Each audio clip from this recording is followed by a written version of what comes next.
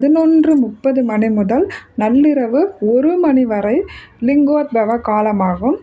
இதை ஞாபகப்படுத்தும் விதமாக சிவாலயங்களில் கர்ப்பகிரக கோஷ்டத்தில் லிங்கோத்பவ மூர்த்தி காட்சி தருவதை பார்க்க முடியும். அதாவது சிவாலயத்தில் நம்ம சிவபெருமானை தரிசனம் பண்ணிட்டு பிரதட்சணம் வருவோம் இல்லைங்களா, அவருடைய பிரகாரத்தை கர்ப்பகிரகத்தை சுற்றி வரும்போது அவருக்கு பின்புறத்தில் லிங்கோத்பவர் காட்சி தருவார். அதை தான் சொல்கிறோம். சிவராத்திரியை 5 வகையாக சொல்வார்கள். அது நித்திய சிவராத்திரி, பட்ச சிவராத்திரி, மாத சிவராத்திரி, யோக சிவராத்திரி, மகா சிவராத்திரி.